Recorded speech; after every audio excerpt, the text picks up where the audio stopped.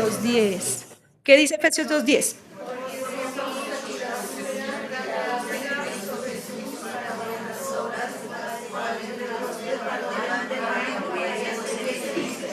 Muy bien, muy bien. Mire, la nueva versión, la nueva traducción viviente dice, pues somos la obra maestra de Dios.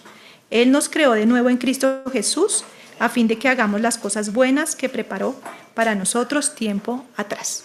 Bueno, teniendo esto en mente, vamos a ponernos un momentico de pie porque no quiero que se duerman y vamos a iniciar en oración. ¿Listo?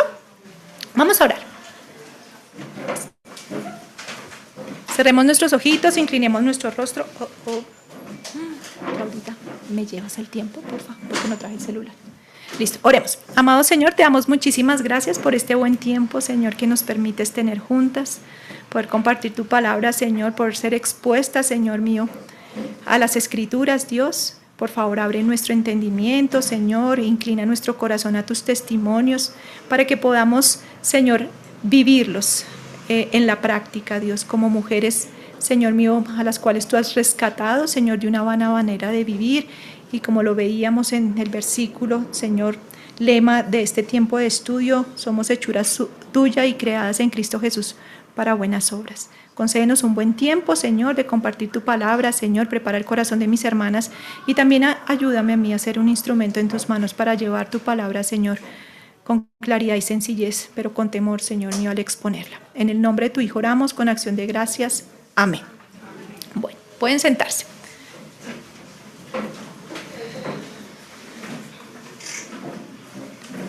¿Les gusta el arte?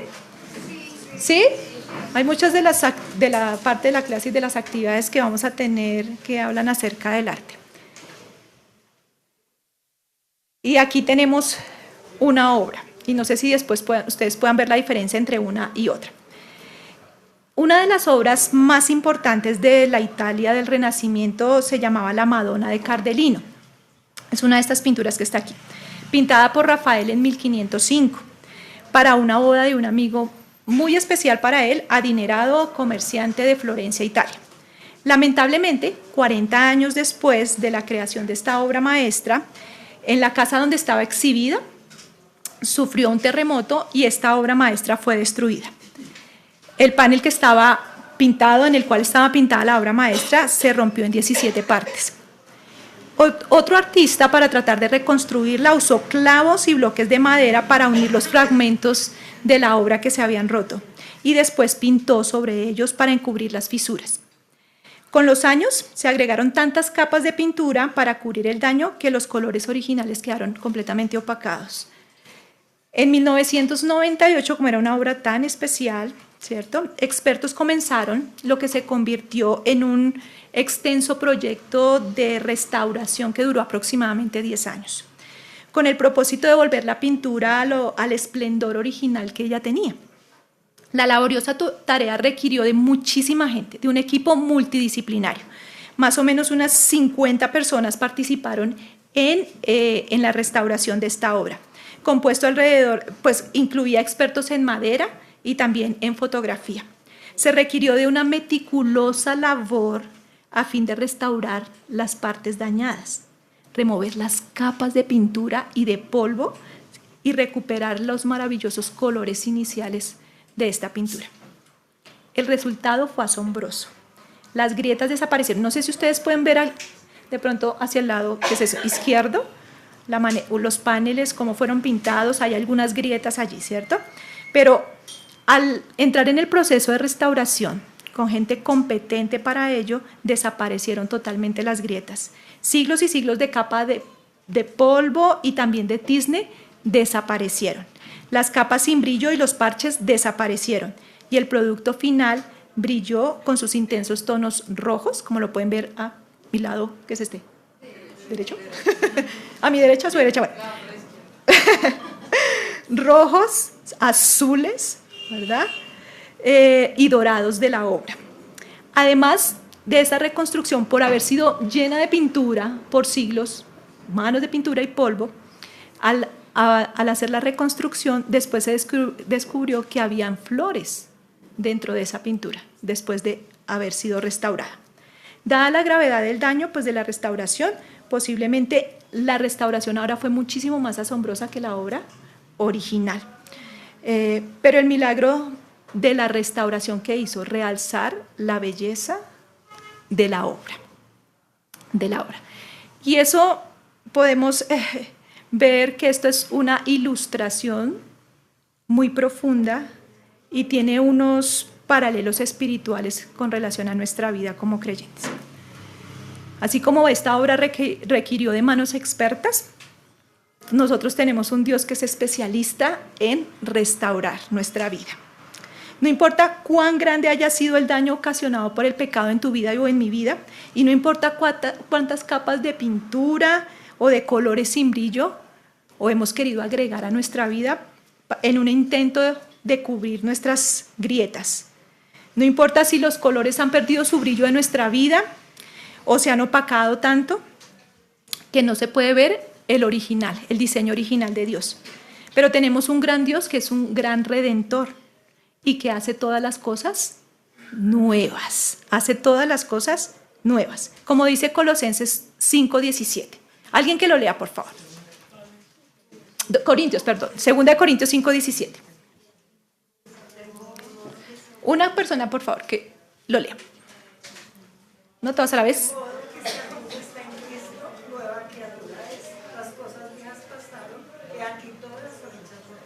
El Señor hace nuevas todas las cosas. Nuestra vida pasada, nuestra vida de pecado, la condición de pecado queda atrás y nos da una nueva vida, una vida espiritual para agradarle, para obedecerle. Su poder y su amor pueden recrear y restaurar nuestras vidas a su diseño original. Tal vez en tu vida y en mi vida hay todavía muchas cosas, muchas grietas, pero Dios es experto en transformar nuestra vida. La fe en el Señor Jesucristo produce una transformación espiritual, donde la vida vieja queda atrás y la vida nueva, que es una vida espiritual guiada por el Espíritu Santo, implica que va a producir en nosotros un cambio de carácter, un cambio de actitudes, un cambio de perspectiva acerca de la vida, un cambio de los hábitos y también una nueva identidad en Cristo. ¿No es maravilloso nuestro restaurador? ¿No es maravilloso lo que está haciendo en nuestras vidas? ¿Lo hemos podido experimentar? Amén. El Evangelio de Cristo, ¿qué hace el Evangelio de Cristo? El Evangelio de Cristo nos rescata, nos salva, nos transforma. ¿Qué transforma a nosotras como mujeres? La verdadera feminidad. De la fealdad del pecado a una obra de arte maravillosa. Muchísimo mejor la va a recrear en nuestras vidas. ¿Por medio de qué? Del amor de Cristo.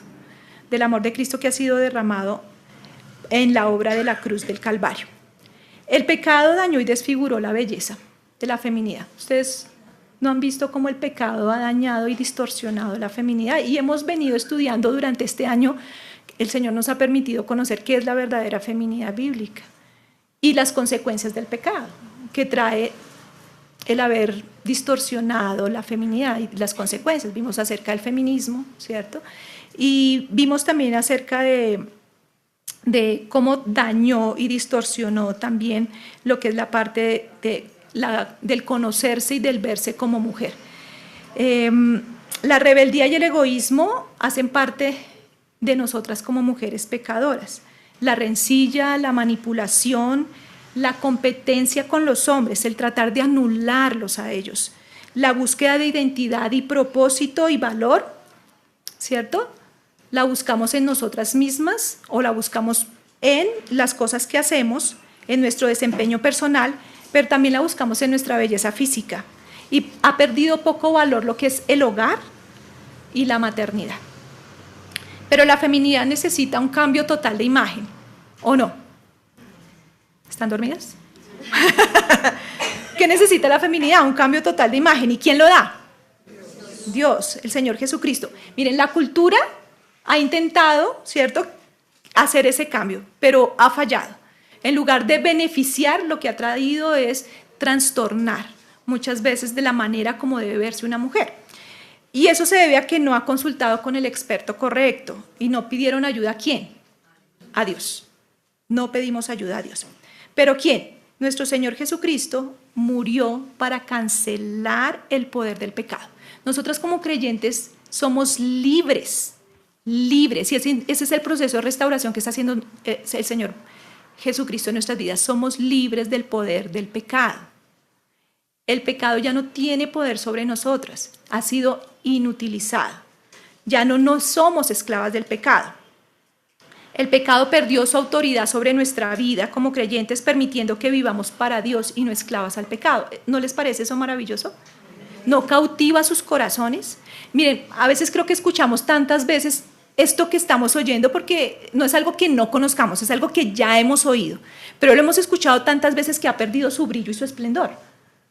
Y muchas veces no pensamos así como no pensábamos ahorita, ay, ¿qué puedo hacer con mi mente, ¿cierto? Con mis ojos, con mis oídos. Muchas veces nosotros perdemos de vista la grandiosa y maravillosa libertad que trajo Cristo por medio de su sacrificio para que nosotros pudiésemos revelar su gloria, su majestad como mujeres. Nuestro Señor Jesucristo murió para cancelar el poder del pecado, ¿verdad? Y quiero que miremos este versículo, alguien que por favor lo lea en voz alta. Está en la Nueva Traducción Viviente, creo que era un poquito más clara. Alguien que por favor lo lea en voz alta. Eso está Romanos 6, del 5 al 11. Sí, señora, ese. Porque si fuimos plantados juntamente con Él en la semejanza de su muerte, así también lo seremos en la de su resurrección, sabiendo esto, que nuestro viejo hombre fue crucificado juntamente con Él, para que el cuerpo del pecado sea destruido, a fin de que no sirvamos más al pecado. Ok, muy bien, esa es la Reina Valera, ¿verdad? Sí. Listo. Aquí en la Nueva Traducción Viviente dice, dado que fuimos unidos a Él en su muerte, también seremos resucitados como Él. Sabemos que nuestro antiguo ser pecaminoso fue crucificado con Cristo para que el pecado perdiera su poder en nuestra vida. Ya no somos esclavas del pecado, pues cuando morimos con Cristo fuimos liberados del poder del pecado. Y dado que morimos con Cristo, sabemos que también viviremos con Él. Estamos seguros de eso porque Cristo fue levantado de los muertos y nunca más volverá a morir. La muerte ya no tiene poder sobre Él. Cuando Él murió, murió una sola vez a fin de quebrar el poder del pecado. Pero ahora Él vive y vive para la gloria de Dios. Así también ustedes, tú y yo, debemos considerarnos muertos al poder del pecado y vivos para Dios por medio de Jesucristo. Y esto es maravillosa la obra del Señor que ha hecho en nosotras. La unión espiritual como creyentes con Cristo a través de la fe hace que nosotros participemos espiritualmente en su muerte, lo que resulta en la muerte del dominio del pecado sobre nuestra vida. Eso es lo que está diciendo este versículo. Al estar unidas por la fe en Jesucristo, espiritualmente el pecado pierde el poder sobre nosotras. ¡Wow! Eso cautiva mi corazón y deseo que cautive el corazón de cada una de ustedes. Cuando dice que somos sepultadas con Cristo, que hemos muerto con Cristo, lo que quiere decir es que hemos muerto a la vida antigua, a nuestra naturaleza antigua de dominio de pecado. Ya nuestra naturaleza antigua, aunque no ha sido erradicada y aunque muchas veces viene y nos visita, no ejerce el control de nuestra vida. Nosotros nacimos a una vida nueva, a una vida donde el poder del Espíritu Santo que mora en nosotros nos ayuda a caminar en obediencia y en novedad de vida. La vida nueva transformada es caracterizada por la justicia, la santidad y el deseo de agradar a Dios, en contraste con la vida interior dominada por el pecado. No podíamos vencer el pecado en la vida antigua, pero ahora sí tenemos el poder de vencer el pecado. Ya no somos esclavas del pecado, ya no somos esclavas de una perspectiva inadecuada de la distorsión de la feminidad bíblica. Podemos vivir una feminidad bíblica a la manera que Dios la ha establecido para nosotras, en la libertad que Dios nos ha dado en Cristo Jesús, para glorificar al Señor. El Señor Jesucristo tomará lo desagradable y lo transformará en algo admirable. La nueva mujer, ¿saben qué? Tendrá una impresionante semejanza a Cristo. Eso es el poder de la restauración de Cristo en nuestra vida, el ser semejantes a Él. Y es maravilloso que el pecado ya no gobierne nuestra vida, que sea el Espíritu Santo el que toma el control de nosotras, de nuestra vida.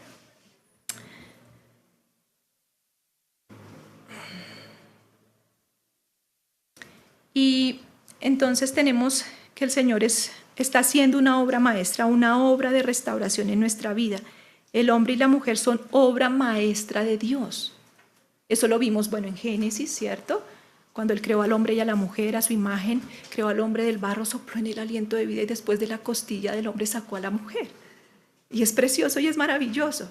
La consecuencia del pecado, bueno, la separación de Dios y todo lo que vemos que ha ocurrido y que lo hemos vivido en carne propia. Pero estamos siendo restauradas por el Señor. Quiero que alguien lea en voz alta este versículo, Isaías 64:8. Ahora pues, Jehová, tú eres nuestro Padre, nosotros barro, y tú el que nos formaste. Así que obra de tus manos somos todos nosotros.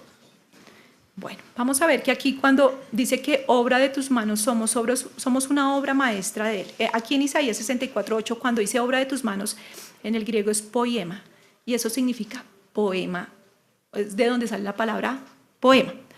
Pero también implica aquí obra de tus manos, poema, el trabajo y la creación de Dios. Y es asociada específicamente a la actividad de Dios en el momento de la creación. En el Nuevo Testamento también encontramos esta palabra en 2 versículos específicamente de la Biblia. Y uno de esos es Romanos 1, 19 y 20. ¿Quién lo lee, por favor? No sean tímidos. Por lo que Dios se conoce, se les es manifiesto.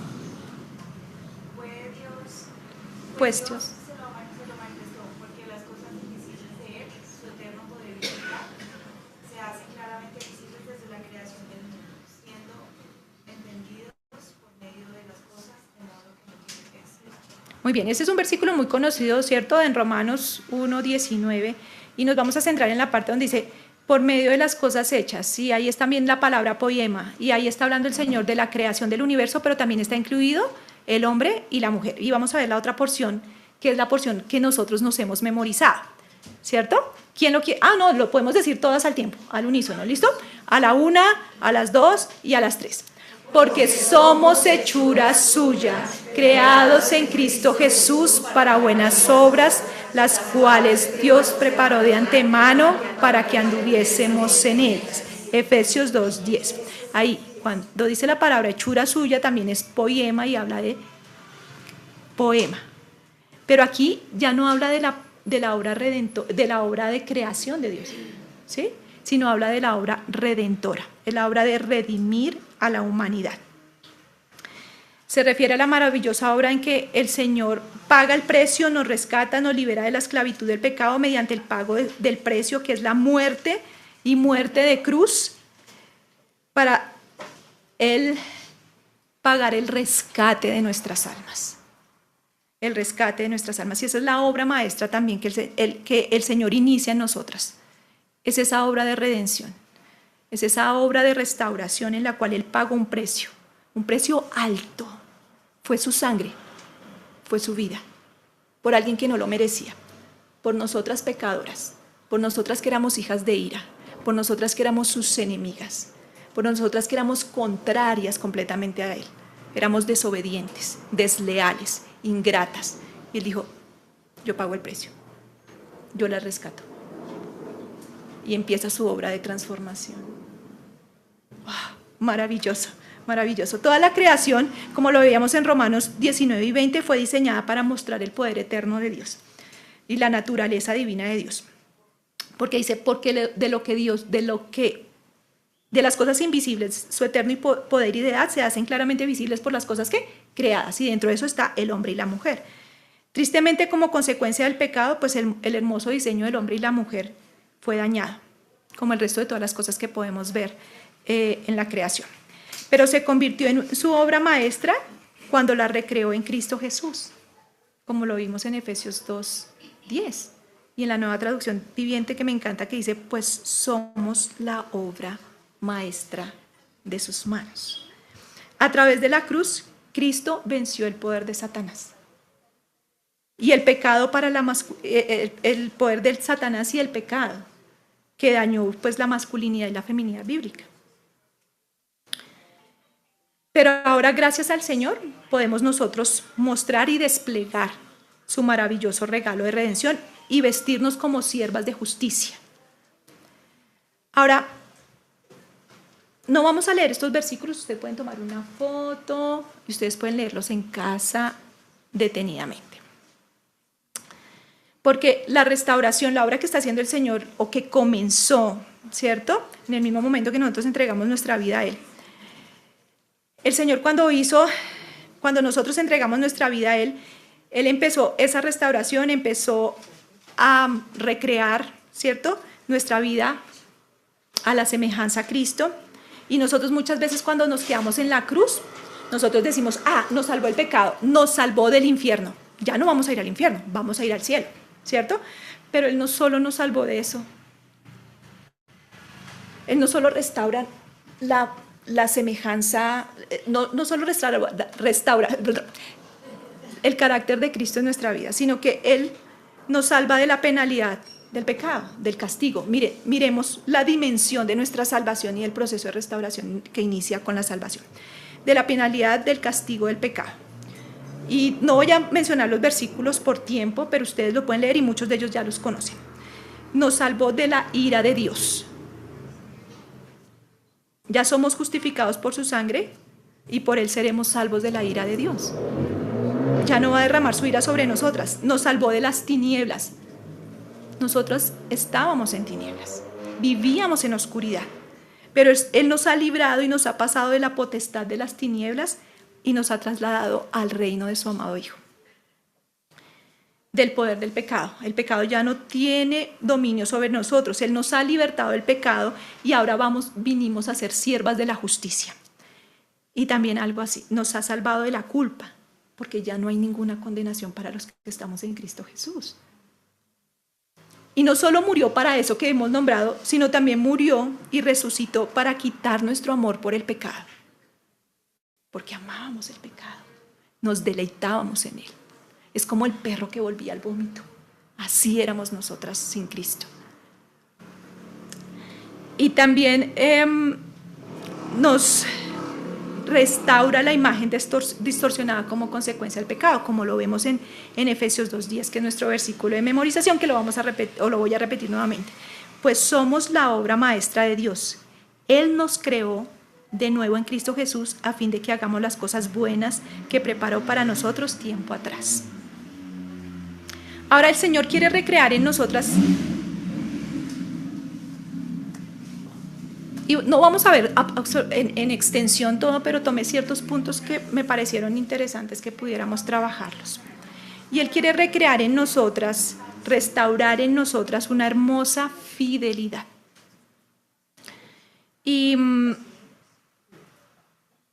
no sé si ustedes han escuchado de Amy Carmichael, creo que muchas de nosotras hemos escuchado de Amy Carmichael. Si la han escuchado, es una misionera, el siglo pasado, ¿cierto? Es una mujer, Amy Carmichael es una mujer que fue a la India, ¿cierto? Y tuvo por trabajo rescatar a niñas de la prostitución, ¿sí? Ella estuvo allí en la India y ella fundó, valga la redundancia, una organización la cual se dedicó a rescatar niños y niñas de la prostitución. Pero no solo a rescatarlas, sino a educarlas, a instruirlas, a enseñarles, ¿cierto? Y esta organización creció y se necesitaron más manos pues, para trabajar. Pero lo curioso es que ella le pregunta a los pastores de la región, le dice, pastores, ¿hay alguna mujer dentro de la congregación o dentro de las iglesias que están ahí totalmente fieles y separadas del mundo y consagradas al Señor? ¿Y ustedes qué creen que respondieron los pastores de la región? ¿Y si nos hicieran la misma pregunta a nosotras hoy? Los pastores respondieron, no solo no tenemos una mujer así, sino que no conocemos ninguna.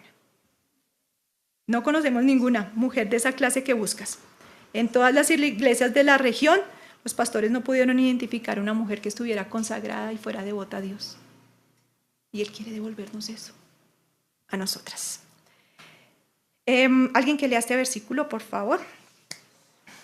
Anda y clama a los oídos de Jerusalén, diciendo, así dice Jehová, me he acordado de ti, de la fidelidad de tu juventud, del amor de tu desposorio, cuando andabas en pos de mí en el desierto, en tierra no sembrada.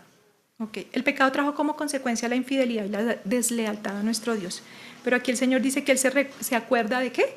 De la fidelidad de su juventud, porque en el Antiguo Testamento la figura que se usaba era que Dios era el esposo, ¿cierto? Y Israel era la novia o la esposa del Señor. Ahora, aquí esta palabra fidelidad se traduce con la palabra hebrea chesed. Y obviamente implica amor, benignidad, bondad, misericordia, pero hay algo que implica algo más profundo, y es la fidelidad de pacto. También se traduce en el Antiguo Testamento como amor inagotable. Tengamos en mente lo que es la parte de fidelidad de pacto, por favor. En el diccionario, fidelidad significa profunda e inquebrantable dedicación y lealtad, pero no capta la profundidad del concepto de fidelidad, no capta profundamente la definición de fidelidad en el contexto de pacto. Porque es un acuerdo, cuando hablamos de fidelidad hablamos de pacto y hablamos de un acuerdo formal, legal, que afianza las relaciones. Y lo vamos a ver en un momento más adelante para poderlo entender muchísimo mejor. Se trabó. ¿Listo? Ahora vamos a ver un versículo en el Nuevo Testamento. Alguien que lo lea, 2 Corintios 11, 2, 3. ¿Quién lo lee, por favor? Una que no haya leído. De atrás, por ejemplo, para que no se me duerman. ¿Quién lo quiere leer? No todas al tiempo, escojo. ¿No vemos? No se ve. Bueno, entonces aquí habla. Hermana Consuelo, hermana Consuelo, hágale. A ver si estrena sus gafas, hágale. Porque os celo con celo de Dios, pues os he desposado con un solo esposo, para que presentaros como una virgen pura a Cristo. Pero temo que como la serpiente con su astucia engañó a Eva, vuestros sentidos sean de alguna manera extraviados de la sinceridad, de la sincera fidelidad a Cristo. Muy bien, hermana. Corintios 11, 2, 3. Bien, hermana.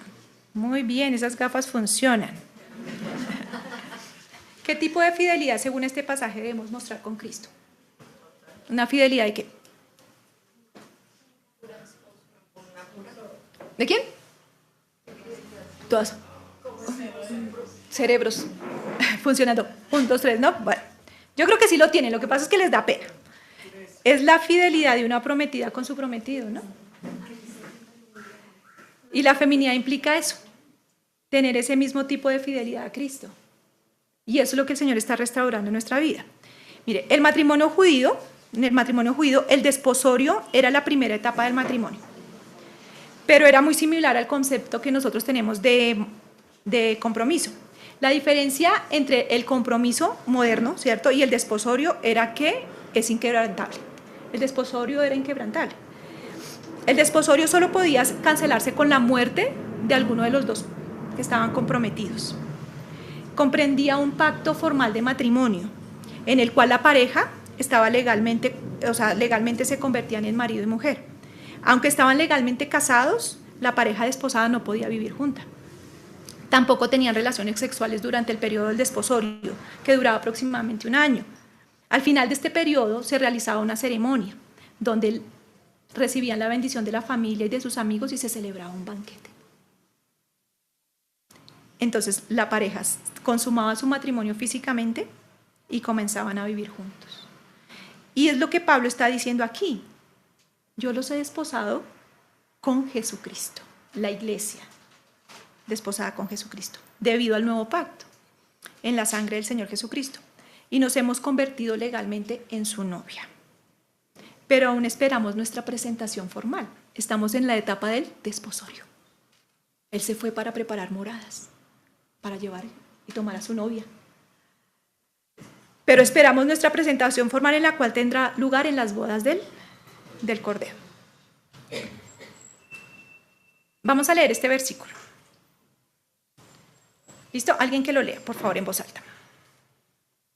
Gocémonos y alegrémonos démosle gloria, porque han llegado las bodas del Cordero, y su esposa se ha preparado, y a ella se le ha concedido que se vista de lino fino, limpio y resplandeciente, porque el lino fino es las acciones justas de los santos. Y el ángel me dijo, escribe, bienaventurados los que son llamados a la cena de las bodas del Cordero. Y me dijo, estas son palabras verdaderas de Dios. Muy bien. El Señor quiere recrear, desarrollar, restaurar en nosotros esa fidelidad de pacto, de matrimonio, de desposorio, ¿cierto? En la cual un día nos encontraremos con Él y celebraremos las bodas del Cordero juntos y nos gozaremos y nos alegraremos con Él, ¿cierto? Y Él dice que nos ha vestido de lino fino y resplandeciente porque son las obras, las acciones justas que Él ha puesto en nosotras. Cristo murió, pero también resucitó para darnos una vida nueva. Por su justicia, nosotras somos justas. Por su justicia, nosotros podemos decir que tenemos unas vestiduras santas y justas, acciones justas. Dios creó, mire, y esto me pareció impresionante a medida que yo estudiaba esto. Dios creó a la mujer para mostrar la parte de la novia en la historia de la redención de Cristo. Esto es maravilloso. No solo simplemente somos mujeres, no simplemente somos mujeres creyentes que ya no estamos, ya el pecado no tiene dominio sobre nosotras. Es que nuestra vida refleja la novia de Cristo. Nuestra feminidad refleja eso. Eso. El fuerte compromiso con Cristo es la base de nuestra fidelidad. Nosotras no somos fieles por nosotras mismas. Somos fieles porque Él nos compró, porque su Espíritu Santo mora en nosotras. El pensamiento, mire, de estar casada eternamente con nuestro Señor Jesucristo debería motivarnos a pasar una vida en fidelidad aquí en la tierra. Serle fiel, y aquí una manera de mostrar fidelidad es cuando somos fieles a nuestros esposos. Las que estamos casadas es una forma palpable de mostrar la fidelidad a Cristo. Pero no solo Él vino a restaurar nuestra fidelidad, Él vino a restaurar también nuestro carácter. Y ustedes saben que el momento más trascendente para una novia es, uno de los más trascendentes es que buscar su vestido, ¿cierto? Encontrar el vestido apropiado, el vestido lindo, el vestido que sea resplandeciente. Una novia radiante está emocionada por encontrar el vestido perfecto, que la haga ver linda para su novio. Esos son meses de preparación para una cosa y otra, para planificar. ¿Y para qué? Para que cuando llegue el momento de la boda se abran las puertas y la novia entre por ese pasillo, ¿cierto? En brazos de su padre, lista para presentarse delante del novio. ¿Y qué pasa con el novio? El novio la espera a su novia y la ve caminar hacia el altar, bellamente ataviada con ese vestido impecablemente blanco y reluciente. Así el Señor espera, ansioso, el día en que nos encontremos con Él. Cuando su iglesia aparezca frente a Él, sin ninguna deshonra, sino vestidas con la justicia de Cristo, para ser su novia santa por toda la eternidad. Y ese es el proceso que está haciendo el Señor en nosotras, en nuestra vida. Quiero que leamos este versículo, por favor. ¿Quién lo lee? Gocémonos y alegrémonos y démosle gloria, porque han llegado las bodas del Cordero, y su esposa se ha preparado, y a ella se le ha concedido que se vista de lino fino, limpio y resplandeciente, porque el lino fino es las acciones justas de los santos. Muy bien, ese versículo ya lo habíamos leído anteriormente, ¿cierto? Y nos muestra cómo el Señor desea que nosotras, ese carácter, ¿cierto?, sea transformado y sea reluciente, sea acciones justas que representen el carácter de nuestro Dios. El hermoso carácter o el que quiere formar en nosotras el Señor es la santidad. Y la santidad implica cortar, separar, ser apartados, ser distintos. Es apartarse o separarse de lo que es impuro y consagrarse para apartarse para aquello que es puro. Implica apartarnos de nuestra inmundicia, de nuestro vestido sucio y decirle sí al vestido de justicia de Cristo, como la novia, ¿no? Como la novia que le fue concedido vestirse de lino fino, limpio y resplandeciente. La santidad se expresa de maneras prácticas, con nuestras actitudes y comportamientos.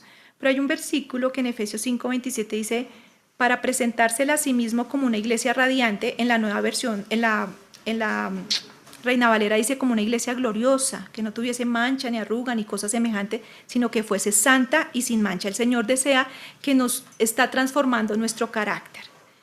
Y es importante que como mujeres prestemos oído a estos pasajes, porque es lo que les decía, la novia hace parte de la historia del Evangelio.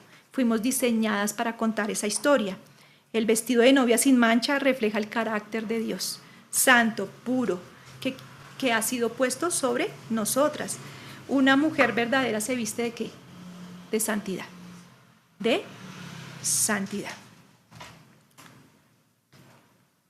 Este versículo lo voy a leer, no lo vamos a trabajar mucho porque ya lo hemos visto, pero es bueno recordar las cosas que ya se nos han sido enseñadas. Dice, ¿cuáles son los rasgos del carácter de una mujer piadosa? Dice, las ancianas asimismo sean reverentes en su porte, no calumniadoras, no esclavas del vino, maestras del bien, que enseñen a las mujeres jóvenes a amar a sus maridos, a sus hijos, a ser prudentes, castas, cuidadosas de su casa, buenas, sujetas a sus maridos, para que la palabra de Dios no sea blasfemada. Ahora, recuerden que el carácter que el Señor desea de la mujer y lo que está haciendo en nosotras es un carácter santo, como Él es santo. A las mujeres ancianas se les exhorta a ¿qué? A que sean reverentes, ¿cierto? O sea, que sean respetuosas, a que no sean calumniadoras, es decir, que controlen su ¿qué? Su lengua, y a no ser esclavas del vino. Usted dice, pero a mí no me gusta, pero no simplemente el hecho de ser esclava del vino, no, es no tener hábitos adictivos. Celular, por ejemplo, no ser controlada por el celular. O desenfrenados, comer mucho, por ejemplo. A no ser dominadas y esclavizadas por el pecado. Y a las mujeres mayores también se les pide que le enseñen a las mujeres más jóvenes ¿a qué? A amar a sus maridos, ¿cierto? Y a sus hijos. Eso implica un cariño y una devoción por su familia. ¿A que sean qué? Prudentes, es decir, que sean sensatas, que sean sabias. ¿Qué sigue? Castas. ¿Qué será eso? Leales, no adúlteras, virtuosas, excelentes. ¿Cuidadosas de qué? De su casa, administradoras de su hogar. El centro de la vida de una mujer es su hogar, Predispuestas a favorecer y cultivar las relaciones, ser hogareña. ¿Después qué sigue? Ser buenas, ser afables, humildes. ¿Y qué dice al final? ¿Cómo? A ser dóciles y sumisas. Y cuando nos vestimos de ese carácter piadoso, produce en nosotras producido por el poder del Espíritu Santo, nos estamos preparando, ¿saben para qué? Para el gran día, cuando estemos en las bodas del Cordero. Cuando estemos allí, cuando estemos con Él, cuando nos podamos a gozar y alegrar y darle gloria a Dios, porque ha llegado ese tiempo en que nos vamos a presentar como iglesia delante de Él, justas, vestidas con lino fino resplandeciente, que son las obras justas que Él nos ha dado a nosotras. Ya no habrá pecado, ya no habrá lucha con esa condición. Pero no solo es la fidelidad, no solo es un carácter santo, sino también es una hermosa disposición. Listo. ¿Quién lee este versículo rápidamente?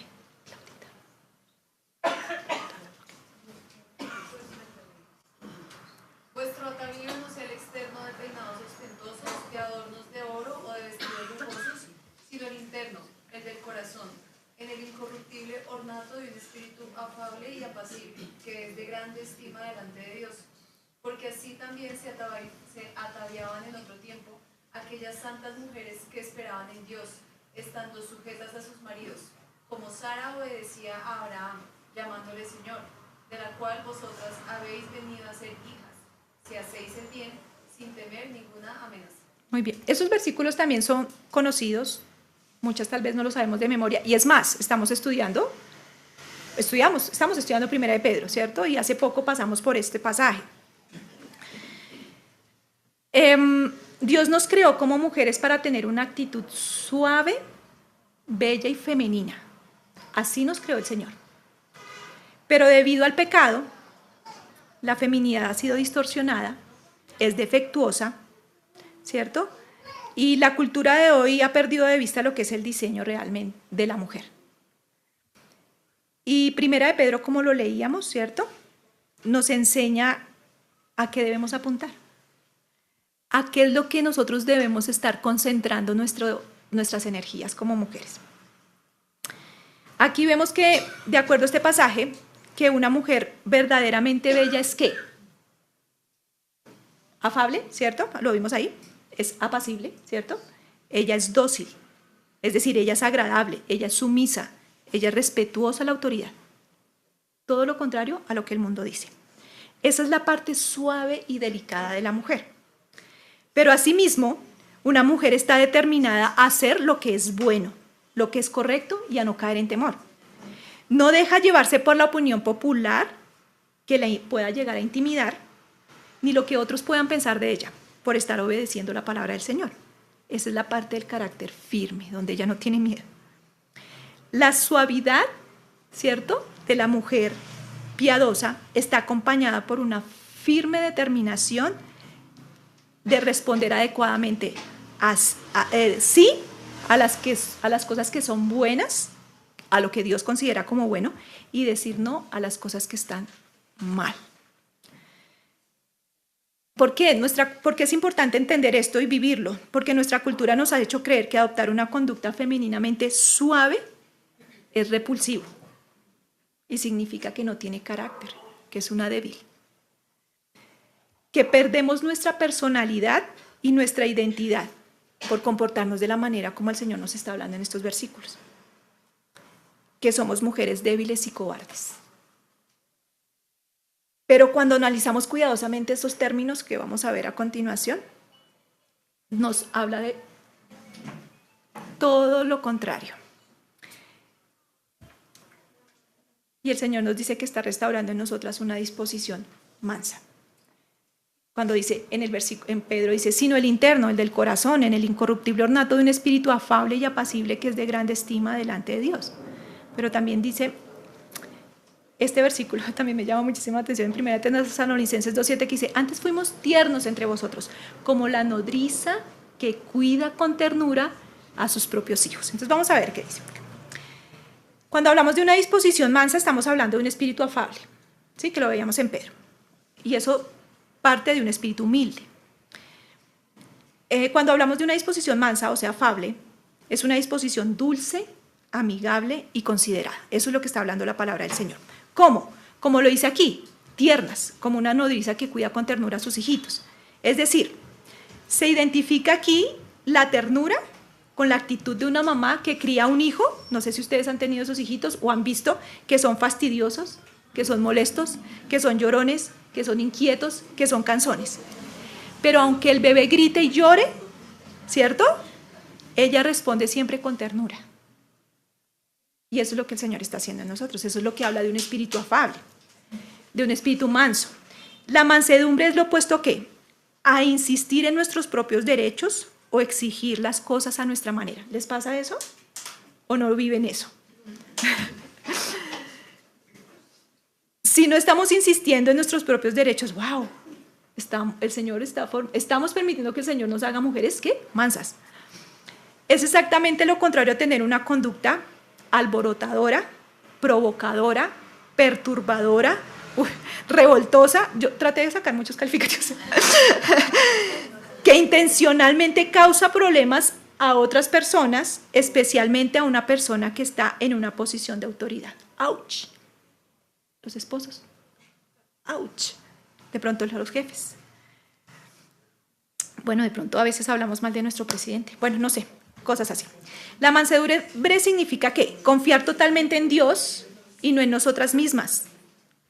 No en nuestras propias fuerzas para defendernos, ya sea de una dificultad o de una injusticia. Es la manera de la mujer sabia que permanece en calma aún enfrente de las faltas de las personas, aún enfrente de cuando las personas nos ofenden, cuando nos maltratan. Ellos permanecemos en calma. Eso es lo que habla de la docilidad. Pero no solo es la docilidad, sino que el Señor también quiere darnos una disposición apacible. Y la apacibilidad se describe con una actitud de calma, de serenidad, de tranquilidad. Es estar sosegada y reposada y en paz. Describe una persona con una gran fortaleza interior que no se deja enojar fácilmente. ¿Y es lo opuesto a qué? a un espíritu ansioso, preocupado, alborotado, bullicioso, ¿cierto? Que habla en voz alta, que siempre tiene que estar gritando, amenazando, ¿cierto? Levantando la voz para que me escuche, para que me entienda, para que me haga caso. Es lo contrario a eso. Es lo contrario a un espíritu con falta de autocontrol. Es lo contrario a un espíritu contencioso. Contencioso. Una mujer apacible no es contenciosa, no es peleonera, no es bulliciosa, no es alborotadora. ¿Listo? Y el Señor también está haciendo en nosotras, como dice aquí Primera de Pedro 3, 5 al 6, porque así también se ataviaban en otro tiempo aquellas santas mujeres que esperaban en Dios, estando sujetas a sus maridos, como Sara obedecía a Abraham llamándole Señor, de la cual vosotras habéis venido a ser hijas, si hacéis el bien sin temer ninguna amenaza. Y este es el tercer aspecto de la conducta bellamente femenina. Lo que el Señor está restaurando en nosotros es a la disposición de sujetarnos. Miren, nosotras fuimos creadas por el Señor con una disposición, una inclinación de nuestro corazón a responder positivamente al liderazgo. Ese es el diseño, esa es la impresión de Dios en nuestra vida, seguir el liderazgo. Somos creadas con la tendencia a ser dóciles, aunque a veces no lo creamos. Una mujer piadosa se deja liderar. Eso es lo que el Señor está formando en nosotras y es todo lo opuesto a lo que el mundo nos está vendiendo. Empodérate, tú puedes. ¿Cierto? El Señor dice, Él nos creó con esa inclinación natural. Ahora, la docilidad habla de una disposición de tender a ceder. Es la actitud de respetar a otros, de renunciar de buena gana a nuestros deseos, a nuestras preferencias personales, en honor a la autoridad que ha sido ordenada por Dios. Es reconocer la posición de autoridad que Dios ha dado a otros, de las casadas en nuestro caso, a nuestros esposos, en la iglesia al pastor, maestros, ¿cierto? En el trabajo, obviamente, a nuestros jefes. La docilidad puede verse en la disposición de una mujer casada de seguir el liderazgo de su esposo. Pero ya sea mujer casada o mujer soltera, no quiere decir que ella no deba ser dócil. Claro que debe ser dócil, así no sea casada. Una mujer dócil, ya sea casada o soltera, debe afirmar y fomentar las buenas cualidades y las iniciativas de los hombres. Hoy tenemos muchas mujeres que están tomando todo el tiempo la iniciativa. Es más, desde las más chiquiticas, yo a veces le digo, Ana, no, por favor, deja liderar a tus hermanos. Por favor, en la iglesia no critiques a los chicos, anímalos a que ellos tomen la iniciativa, a que ellos sean los que participen. Lo vemos porque eso a veces como que está intravenoso, ¿no? Como que eso ya es natural en nosotras. Pero una mujer dócil es eso, deja que los hombres tomen la iniciativa y afirma las cualidades positivas. Y no estamos hablando de ser débiles o sensibles ante el pecado, o sea, de ceder ante el pecado. No, eso no es la docilidad. Pero podemos decirle no al pecado y aún tener un espíritu sensible, aún tener un espíritu complaciente. Es decir, complaciente quiero decir tener un espíritu agradable, un espíritu amable, un espíritu servicial y respetuoso. Ser dócil es la actitud del corazón que tuvo María. ¿Se acuerdan de María, la madre del Señor Jesucristo, cuando vino el ángel y se le presentó? ¿Cierto? Y le dijo que estaba embarazada. ¿Qué dijo María? He aquí la sierva del Señor. Hágase conmigo conforme a tu palabra. Esa es la docilidad. Y esa es la bella conducta y el bello carácter que Dios está formando en cada una de nosotras. Esa es la obra maestra de restauración que el Señor está haciendo en ti y está haciendo en mí. Es devolver, es recrear el esplendor de la feminidad. ¿Para qué es esto? Para desplegar su gloria, para disfrutar de Él. Miren que Él nos salvó para todo lo que hemos visto, ¿sí? Nos salvó para su gloria. Pero ¿saben para qué también nos salvó? Para que le disfrutemos, para que disfrutemos de Él, para que nos gocemos en Él. Por eso quitó nuestro amor ¿a qué? Al pecado, para que disfrutemos de Él. Este carácter es el carácter que refleja a Cristo y eso es lo que desea nuestro Padre para que cada una de nosotras lo cultive. Y toda creyente puede hacerlo, porque no está sola. Dios puso su Santo Espíritu y la obra de Cristo lo completa en nosotros. Ahora, ¿cuál es el reto? El reto en este mundo es vivir como las mujeres que ahora somos en Cristo. Vivir la realidad de quiénes somos en Él. Somos amadas, somos redimidas, somos perdonadas, somos hijas de Dios. Eso es un canto, es una alabanza. Pero me parece muy linda esa manera como se describe lo que somos en Cristo, la identidad que tenemos en el Señor. Hay un sentido presente y continuo, el ahora, en que estamos convirtiéndonos en ese tipo de mujer. Ese es algo progresivo y es el resultado y el desarrollo de lo que Dios ha hecho en nuestras vidas como sus hijas. Cultivar quiénes somos y lo que somos en Cristo. Recuerden lo que somos en Cristo. Luego está lo que nos debe animar y es el sentido futuro. Recuerden, gocémonos y alegrémonos, ¿cierto? Porque estamos prontos a llegar a las bodas del Cordero y se nos ha dado un vestido hermoso, resplandeciente, de lino fino y blanquísimo, ¿cierto? Que son las obras justas, representan las obras justas que el Señor Jesucristo ha puesto en nosotras. Nos espera ese tiempo y eso es lo que estamos esperando, ese estado final y completo donde todas seremos glorificadas y santificadas. Seremos perfectas y maduras, pero mientras estamos en ese proceso podemos mirar hacia adelante y saber que Dios está con nosotros y saber que Dios nos está convirtiendo en ese tipo de mujer. Y al contemplar ese retrato de esa mujer virtuosa, ¿cierto? De esa mujer excelente, que lo vimos el mes pasado y que hemos estado también vislumbrando en este tiempo, recordamos también que si somos hijas de Dios, estamos unidas a Cristo y que ante sus ojos somos perfectas, somos santas. ¿Listo? Así que comprometamos a decir, sí, Señor, yo quiero ser ese tipo de mujer que tú quieres que yo sea. Y que has hecho en mi vida a través de la cruz, del Evangelio de Cristo. Y podamos decirle al Señor, Señor, restáurame, hazme la mujer que tú deseas a tu imagen. Vamos a orar, queridas hermanas. Amado Señor, te damos muchísimas gracias, Padre Celestial, por este tiempo que nos has permitido compartir, Dios. Gracias por esa obra maravillosa de restauración que estás haciendo en nuestras vidas. Iniciaste en el mismo momento en que nosotros te dijimos, sí, nos rendimos a ti, Señor. Y has iniciado ese proceso en el cual estás transformándonos a una fidelidad perfecta de pacto, Señor, dándonos un carácter precioso, santo como el de Cristo y ayudándonos a desarrollar esta feminidad dócil, apacible, mansa, humilde, sumisa, Señor. Queremos ser como tú y ayúdanos, Padre Celestial, para reflejar tu gloria y para disfrutar de tu majestad.